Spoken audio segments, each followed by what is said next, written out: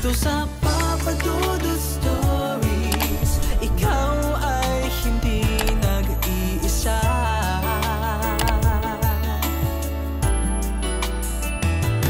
Dito sa Papa Dudut Stories, may nagmamahal sa'yo. Papa Dudut Stories. Dear Papa Dudut, sa lahat po ng mga nakatutok ngayon, huwag pong kalimutan mag-like, mag-share at mag-subscribe. Maraming salamat po sa inyong lahat.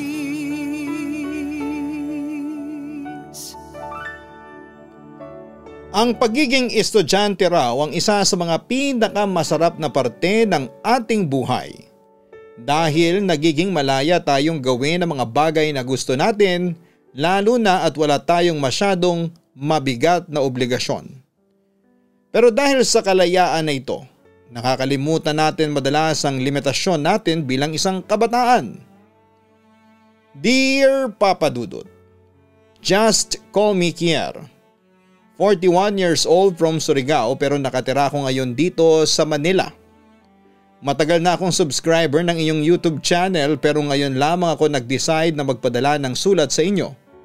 Kasi nahihirapan din talaga akong balikan ang parting ito ng nakaraan ko. Papa Dudut, may barkada ako na nabuo noong nasa high school pa lamang ako. Si Iris na pinakamaganda sa klase namin, si Ace na habulin palagi ng chicks. Si Jeka na nangunguna sa mga subject namin, si Lauren na palaging tahimik at ako na pinakagwapo sa lahat. Nagsimulang mabuo ang grupo namin noong second year high school kami. At nagkasama-sama lamang kaming 5 sa isang spot sa loob ng bus na sinakyan namin papunta sa field trip namin. Hindi ko na maalala kung paano pero nakita ko na lamang ang sarili ko na nakikipagtawanan ng malakas kasama silang 4. Napapagalitan na nga kami ng mga teacher na kasama namin sa bus pero tuloy lamang ang tawanan ang kwentuhan namin. Ang bonding na yon ay nadala namin hanggang sa bumalik na kami sa mga klase namin. Madalas na kaming magkasama-sama lalo na kapag hindi oras ng klase. Kahit may kanya-kanya kaming extracurricular sa school ay hindi pwede na mawalan kami ng bonding. Nasaan na si Lauren? Nagtatakang tanong ni Ace nang makalapit sa amin nina Iris at Jeka sa loob ng kantin. May practice pa raw ng choir, tugon ko. Ang tagal naman yata ng practice nila, ang wika pa ni Ace. Mismo na kaagad, pangasar pa ni Iris. Miss kong asarin, tara puntahan natin sa room kung saan sila nagpa-practice. Anyaya pa ni Ace. Baka mapagalitan tayo, ang wika ni Jeka. Hindi yan, behave lang tayo, ang sabi pa ni Ace. Coming from you Ace ha? Pagtawa pa ni Iris. Pumunta nga kaming 5 sa room kung saan ay nagpa-practice ang grupo ng choir na member si Lauren. Nang makita niya kami sa may pinto ay pinandilatan niya kaagad kami ng maliliit niyang mga mata. Alam kasi niya na magiging sanhin na naman kami ng ingay sa loob ng classroom na yon. Open kasi ang rehearsal na ginagawa nila para sa choir. Pwedeng manood basta hindi maiingay. Wala pang 15 minutes kami na nasa loob ng classroom na yon. Napalabas na kaagad kami ng head choir dahil sa malakas na pagtawa ni Ace. Dahil sarado na ang kantin sa may guardhouse na lamang kami dumiretso at doon hinintay ang pagdating ni Lauren. Hindi nagtagal ay dumating na rin noon si Lauren. Ikaw talaga Ace, kahit kailan ang lakas ng boses mo, natatawang sabi pa ni Lauren. Hindi malakas ang boses ko, malaki lang talaga ang tenga ng leader ninyo sa choir, natatawang sabi pa ni Ace. Uy grabe ka, pagtawa naman ni Lauren. Member ng choir si Lauren, member ng cheering squad si Iris, nasa basketball team si Ace at student council president naman si Jeka. Ako ang dakilang audience nilang 4. Masaya ako na nakikita ang bawat success ng mga kaibigan ko. Kahit pa nga sabihin na ako ang pinaka-kulelat sa aming magkakaibigan. Ayos lang kasi ang mahalaga ay magkakaibigan pa rin kami. Smile! Pagtawag ko sa atensyon nila kasunod ang pag-click ko sa camera na hawak ko kung saan ay nakatutok sa kanila. Sabay-sabay silang nag-post kasunod ang pagtatawanan. Oy Kier, kapag naging photographer ka na talaga, libre lang dapat ang picture mo sa amin ang wika pa ni Ace. Aba syempre naman, at kayo lang ang magiging libre palagi sa studio ko. Kaagad naman ang wika ko. Tatandaan namin yan ang wika pa ni Iris. Kapag hindi ka tumupad sa pangako mo, mumultihin ka namin, ang wika pa ni Lauren. Multuhin ka agad? Hindi ba pwedeng kukonsensyahin muna? Pagtawa naman ni Jeka. May role nga pala ako sa friendship namin Papa Dudut. Ang taga-capture ng mga stolen at special moment ng mga kaibigan ko. Film camera pa nga ang gamit ko noon. Buti na lamang at may sarili akong dark room sa bahay namin kung saan ay ako mismo ang nagde-develop and print ng mga litrato na kinukunan ko. Favorite shot ko talaga ang mga post nila na hindi sila nakatingin sa akin. O kaya hindi nila alam na kinukunan ko sila. Papadudot sa totoo lang ay hindi ako gaanong masaya sa bahay namin kasi medyo magulo ang pamilya namin. Separated kasi ang mga magulang ko. Tapos may mga half siblings ako sa both side. Ako lang ang anak ni na mommy at daddy kaya syempre ako lang madalas ang mag-isa sa bahay. Sa mga kaibigan ko natagpuan ang pag-aalala at pagmamahal na hindi ko naramdaman sa bahay namin. Mabuti na nga lang at hindi ako nagkamali ng set of friends. Kasi kung nagkataon ay baka napasama na pati ang pag-aaral ko. Malakas mga sarang bawat isa sa amin. Pero pare-pareho kaming naghihilahan pataas. Paano? Sabay-sabay kaming nagre-review 2 araw bago ang mga exam namin.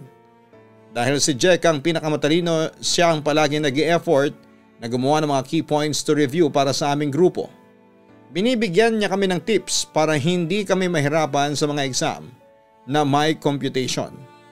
Sa aming 5 si Ace talaga ang pinakamahina pagdating sa academics.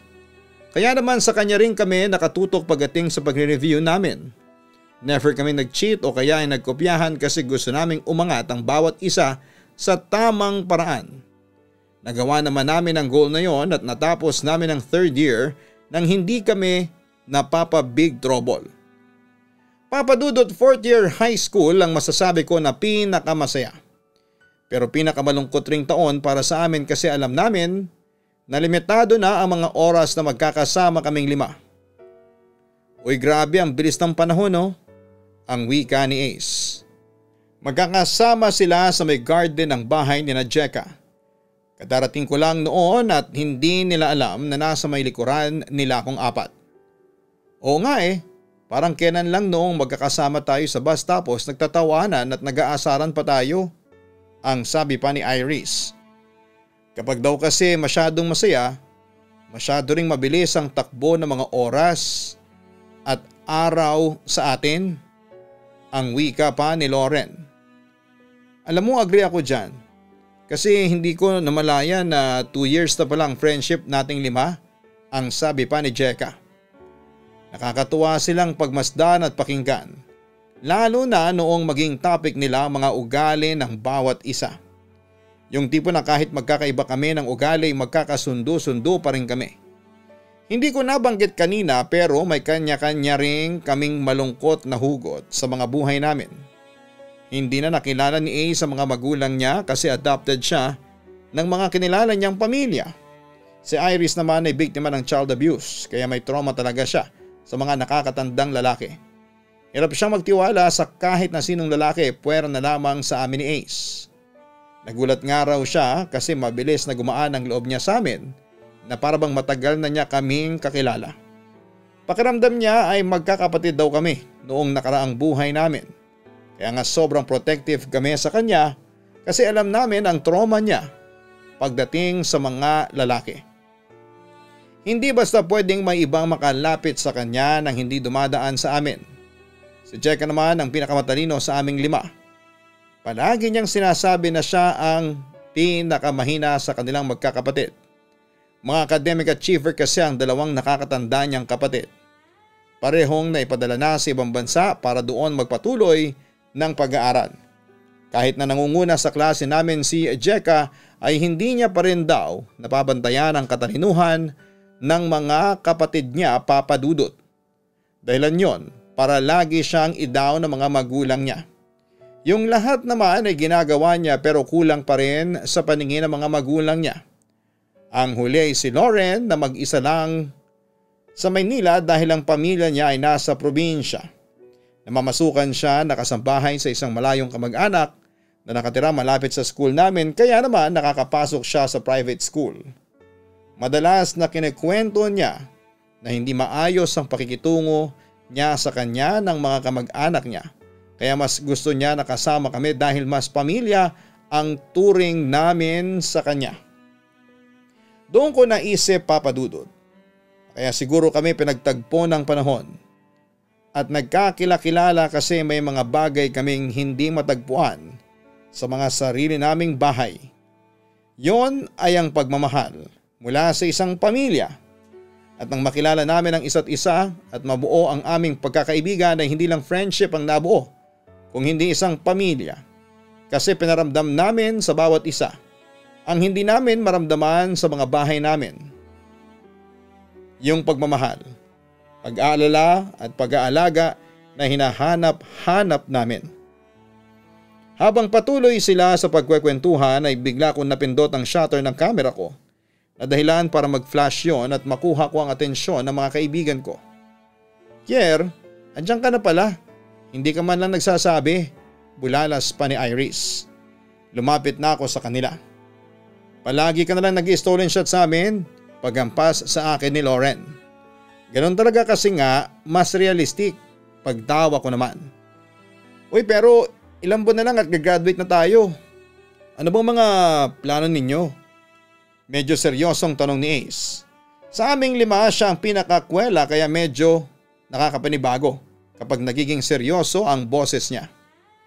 Nagkanya-kanya kami ng sagot na lahat kami ay tutuloy ng kolehiyo. Pero magkakaibang school. Magkakalayo at sa aming 5 ay si Lauren lang talagang walang kasiguraduhan. Kasi pagkatapos daw ng high school ay uuwi na ulit siya ng probinsya at di na niya alam ang magiging plano sa kanya ng mga magulang niya. Nakaramdam ng lungkot ang bawat isa sa amin. Halos walang gustong magsalita pero binasag yon ng boses ni Lauren. Ano ba kayo guys? Hindi naman ako mamamatay. Hindi lang ako makakapag-college pero ang ibig sabihin magkikita-kita pa ulit tayo. Kaya huwag kayong malulungkot dyan. O ganito lang since ako lang ang hindi makakapag-college sa ating 5, promise ninyo na magkikita tayo sa tuwing sasapit ang birthday ko, ang wika pa ni Lauren. Promise, sabay-sabay na wika naming 4. Papa Dudut, in-enjoy namin ang nalalabing buwan na magkakasama pa kaming 5 sa school. Halos hindi na kami magkahiwa-hiwalay. Kahit na nga napapagalitan kami sa sobrang ingay naming 5 ay hindi pa rin kami naghihiwalay ng upuan. At pangako namin na kahit magkakahiwalay kami ng landas ay hindi namin puputulin ang komunikasyon namin sa isa't isa. Sa araw ng graduation namin ay hindi namin napigilan ang maluha at magyakapan. Para kaming magkakapatid na biglang pinaghiwa-hiwalay na mga nag-ampon sa amin. Pero pagkatapos ng mahigpit na yakapan, baon namin ang pangako na muli kaming magkikita-kita, Papa Dudut. Papa Dudut, hindi pala ganon kadaling tuparin ang isang pangako. Lalo na kung estudyante ka pa lamang. Lumuwas kasi kami ng Maynila at hindi kaagad nakabalik ng probinsya. Hindi uso noon ng social media tapos hindi rin naman ako ma-cellphone. Kaya naman nag-focus talaga ako sa pag-aaral ko. Kumuha ako ng business administration na kurso. Pero nang matapos ko yon ay hindi pagninegosyo ang sinimulan ko. Kung hindi isang photo studio. Ayaw ng mommy at stepdad ko pero gamit ang naipon kong pera ay tinuloy ko pa rin ang gusto ko. Sila lang din kasi ang may utos na kumuha ako ng business administration na kurso. Nasunod ko ang gusto nila noon na ayusin at tapusin ang pag-aaral ko. Nang makagraduate ako ay sinabi ko sa sarili ko na oras na para yung bagay na gusto kong gawin naman ang ibibigay ko sa sarili ko. Kaya gamit ang naipon kong pera ay sinimulan ko ang photo studio na matagal ko ng pangarap. Hindi yun naging madali, Papa Dudut. Kinailangan kong humingi ng tulong sa iba't ibang kaibigan ko para masuportahan ang studio ko. May ilang beses na gusto ko nang bitawan kasi walang pumapasok na pera sa akin pero ayoko. Hindi ako bibitaw hanggang sa unti-unting nakilala na ako at ang photo studio ko. Nadagdagan ng mga kliyente ko at mga nagre-recommend sa akin. At doon ko naramdaman na hindi ako nagkamali sa pagsugal na ginawa ko sa pangarap ko. Mas lalo ako naging busy sa trabaho ko. Na mga panahon na yon ay kinailangan kong gumawa ng Facebook account at page to promote myself as a photographer and my photo studio. Mas lalong dumami ang mga kliyente ko at masasabi ko na malaking tulong din talaga ang social media para mas makilala ako. Mas lalo ako naging busy dahil sa trabaho. Ilang taon pa ang lumipas na makatanggap ako ng invitation para sa isang high school reunion sa aming probinsya. Ayoko sanang pumunta kasi ang dami kong nakaschedule na trabaho pero na heartbroken ako ng mga panahong yon. May long time girlfriend ako na iniwan at pinagpalit ako sa isang foreigner na kakakilala lamang niya. Ang sabi ng ex-girlfriend ko, hindi niya na raw nakikita ang future niya na kasama ko. Masyado raw mabagal ang takbo ng karir ko para sa kanya at hindi ko na raw siya masabayan. Masakit yon para sa akin kasi girlfriend ko siya since college pero syempre hindi ako naghabol. Hindi lang dahil sa pride kung hindi dahil masyado akong nasaktan sa mga sinabi niya sa akin. Hindi ko kasi na-expect na ganon na pala kababa ang tingin niya sa akin. Kaya hinayaan ko na lamang siya na tapusin ang lahat sa aming dalawa. Papa Dudut, pagkatapos ng breakup namin ng ex-girlfriend ko ay nag-decide ako na mag-take muna ng vacation leave. At pinaubaya ko muna sa team ko ang lahat ng pending project sa photo studio ko. May tiwala naman ako sa kanila na sigurado ako na hindi nila ako bibiguin. Excited ako noon na umuwi sa probinsya hindi lang dahil sa bakasyon kung hindi dahil na rin sa mga kaibigan ko na matagal kong hindi nakita. Kaya naman dinala ko rin ang camera ko sa mismong gabi ng reunion namin. Grabe ang laki ng pinagbago ng mga kaibigan ko noon. Kagaya ko, mga wala pa rin silang asawa pero successful na sa kanya-kanyang career. Si Jeka isang professor sa kilalang college university at si Ace naman ay isang gym instructor at si Iris ay nagtatrabaho bilang makeup artist. Sabay-sabay naming hinanap si Lauren noon sa buong gabi ng reunion pero hindi namin siya nakita dahil hindi siya dumating. Hindi ko alam pero may parte sa sarili ko na nakukonsensya kasi hindi namin natupad ang pangako namin sa kanya na magkikita-kita sa tuwing sasapit ang birthday niya. Nang matapos ang reunion ay nag-decide kaming ituloy ang pag-uusap sa isang restaurant na malapit lang sa lugar na yon. Sa tingin ninyo, kumusta na kaya si Lauren? Tanong pa ni Iris. Sa totoo lang ay wala akong ideya kasi wala rin talaga ako naging balita sa kanya, ang sabi pa ni Jeka. Gusto niyo ba na hanapin natin siya? Tanong pa ni Ace. Hanapin? Paano? Tanong ko. Akong bahala, libre naman kayo sa mga susunod na araw, hindi ba? Tanong pa niya. Nagtinginan kami pero naging iisa lang ang sagot namin. Lahat kami ay naka-vacation leave sa trabaho kaya may oras kami para hanapin at puntahan si Lauren. Papa Dudut, nakuha ni Ace ang address kung saan ay nakatira si Lauren. Kagad kaming bumiyahe patungo sa probinsya kung saan naroon ang address na yon. Pare-pareho kaming excited na pumunta sa bahay ni na Lauren. Nakita namin ang isang malaki pero lumang bahay na parang napabayaan na. Nakilala namin ang nanay ni Lauren na siya na lang nakatira doon. Masaya siyang sinalubong kami kasunod ng isang napakalungkot na balita. Wala na si Lauren. 5 taon na raw ang nakakalipas mula nang mamatay ito sa sakit na lupus. Halos maluha kami dahil sa pagkukwento ng nanay niya at hindi na namin natanggihan ang sabihin nitong doon na kami magpalipas ng gabi. Papa Dudut, magkasama sa kwarto sina Jack at Iris, ganoon din kami ni Ace. Habang nasa sala kami ay kumukuha ako ng mga litrato gamit ang DSLR ko.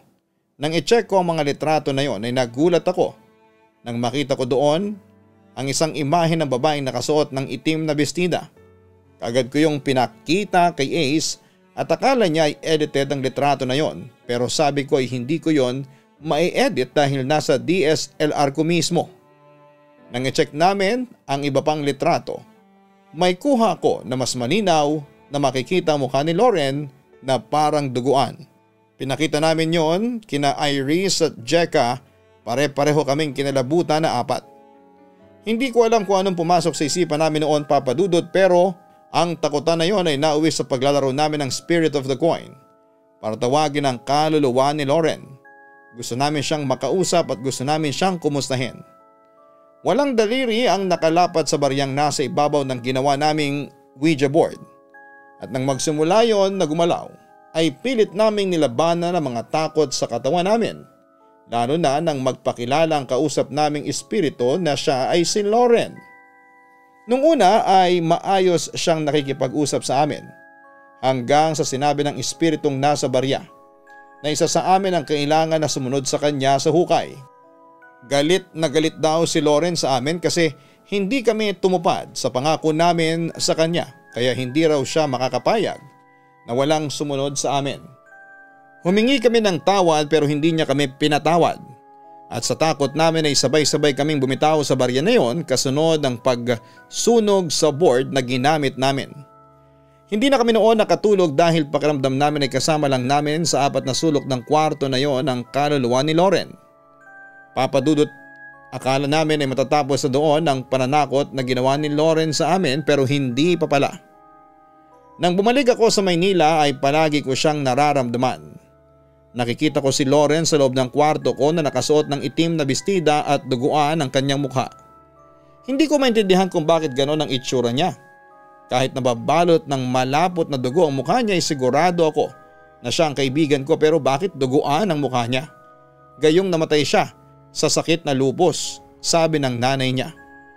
Pilit kong pinagsawalang bahalang lahat ng pagpaparamdam niya sa akin. Pero hanggang sa trabaho ko ay ginugulo niya ako. Nakikita ko siya sa tuwing sisilip ako sa camera lens ko. Mararamdaman ko nakatabi ko siya. Sa tuwing nasa labas ako ng simbahan kung saan ay ginaganap ang kasal ng kliyente ko. At madalas na may itim na effects ang lumalabas sa mga litratong kinukunan ko kahit na wala naman yon sa mismong lugar kung saan ako nag-shoot ng mga pictures. Ilang araw pa ang lumipas, nakatanggap ako ng tawag mula kina Ace at sinabi nila na kailangan naming mag-usap na 4. Sa Zoom meeting, nasabi namin sa bawat isa ang pagpaparamdam na ginagawa sa amin ni Lauren. May isang beses pa raw na may tumula kay Iris at muntik na itong mahulog sa hagdanan. Si Jeka naman ay muntik nang masunog ang bahay pero alam daw niya na may kinalaman si Lauren doon. At si Ace ay muntik nang mapilayan sa gym dahil sa bumagsak na mabibigat na equipment. Doon kami nag-decide na muling magkita-kita sa bahay ng nanay ni Lauren. Papadudot nang makarating kami doon ay kabado kaming tinanong ang nanay ni Lauren kung ano ba talaga ang naging sanhi ng kamatayan ng kaibigan namin. Nagtataka man ay sinabi ni tita na lupus talaga ang kinamatay ng kaibigan namin. Nagtingin ang kaming 4 at sinabi namin sa kanya na nagpapakita sa amin si Lauren. Nakasuot ito ng bestidang itim at duguan ang mukha nito. Hindi si Lauren ang nakikita ninyo. Imposibleng si Lauren ang nakita ninyo dahil matagal nang tahimik ang kaluluwa ng anak ko. Naiiyak na sabi pa ni tita. Inamin namin sa kanya, Papa Dudut, ang ginawa naming pagtawag sa kaluluwa ni Lauren gamit ang Spirit of the Coin. At sinabi niya na sigurado siyang hindi si Lauren ang natawag namin dahil sigurado rin daw siyang matagal nang nakatawid sa langit ang kaluluwa ng anak niya.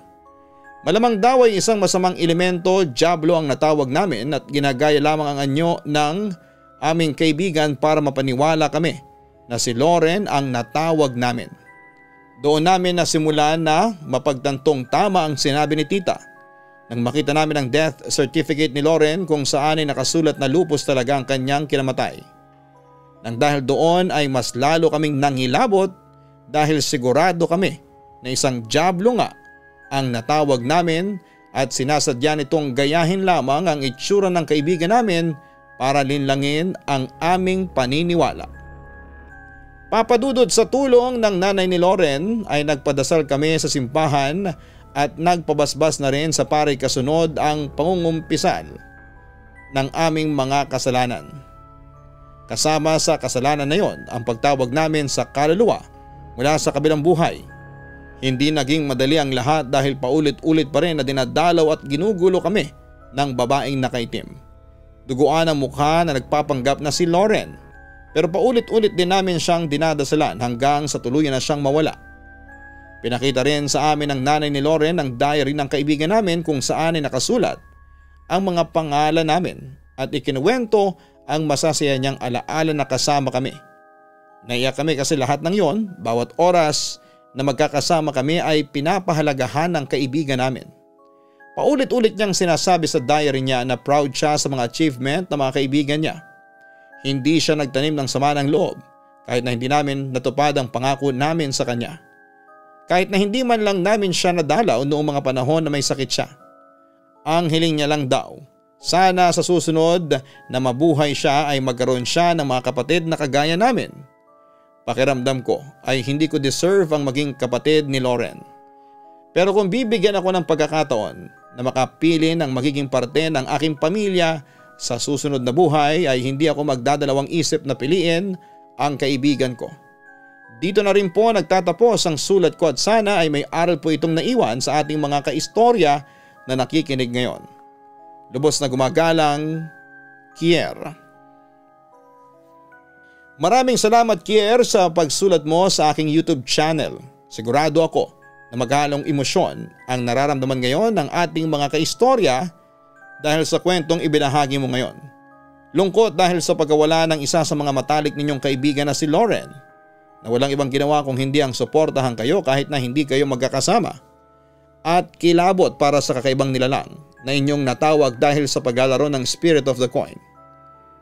Mga ka-online, maging maingat po sana tayo sa paglalaro ng mga bagay kagaya ng Spirit of the Coin or Spirit of the Glass. O kung maaari, iwasan natin ang pagtawag sa mga kaluluwa kahit na ito ay mahal natin sa buhay. Ang masasamang elemento ay sadyang mapagpanggap. Kaya nilang gayahin ang itsura ng mga taong malapit sa ating puso para makuha nila ang loob natin at maligaw ang ating pananampalataya. Sa halip na tumawag tayo ng mga kaluluwa, mas mabuti na ipagdasal na lang natin ang kanilang katahimikan sa kabilang buhay.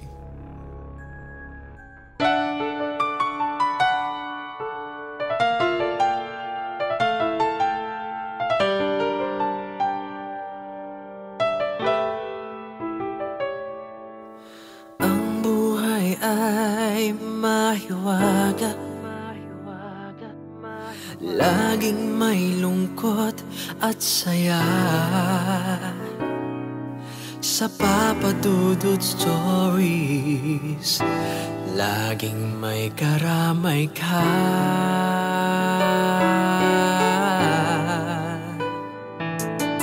Mga problemang kay bigat,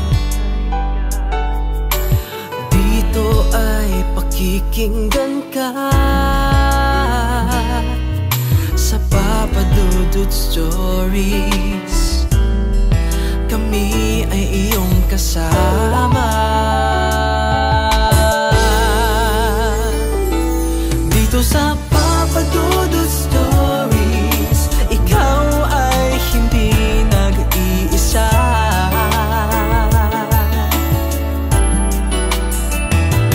Dito sa Papa Dudut Stories, may nagmamahal sa'yo.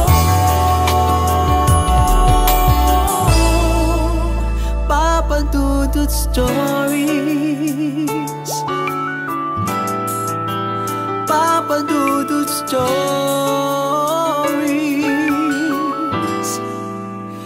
Papa Dudut Stories.